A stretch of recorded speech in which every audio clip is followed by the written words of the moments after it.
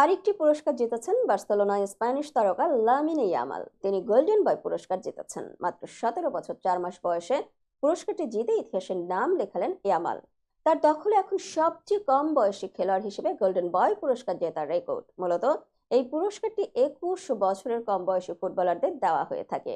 জুরিদের দেওয়া ভোটে মোট 500 পয়েন্টের মধ্যে 488 পয়েন্ট পেয়েছেন ইয়ামাল। তার প্রতিদ্বন্দ্বী ছিলেন আলেহান্দ্রো গার্নাচো, পাউ কুবার্সি, কবি মাইনো, সাবিনিও, এনরিক, আর্দা গুলাররা। ইতালির ক্রীড়া সংবাদ মাধ্যম চাট্রো স্পোর্টস জানায়, ইউরোপের 50টি সংবাদ মাধ্যমের প্রতিনিধি ভোট দিয়েছেন। এর মধ্যে অন্যতম জার্মানির বেল্ড, স্পেনের মার্কা ও মুন্দো দেপোর্টিভো, ইংল্যান্ডের দ্য টাইমস, ফ্রান্সের লেকিপ, পর্তুগালের এবোলা, সুইজারল্যান্ডের ব্লিক। প্রত্যেকের 1 নম্বর খেলোয়াড় 10 পয়েন্ট করে পান, বিধায় মোট পয়েন্ট ছিল 500। জুরিদের বেশিরভাগ ইয়ামালকে শীর্ষে রাখায় 488 পয়েন্ট নিয়ে গোল্ডেন বয় পুরস্কার জিতেছেন তিনি। বার্সেলোনা স্পেনের চতুর্থ খেলোয়াড় হিসেবে ইয়ামাল গোল্ডেন বয় জিতেছেন। বার্সার প্রথম খেলোয়াড় হিসেবে গোল্ডেন বয় জিতেছিলেন লিওনেল মেসি 2005 সালে, আর স্পেনের প্রথম খেলোয়াড় সেস্ক ফ্যাব্রেগাস 2006 সালে।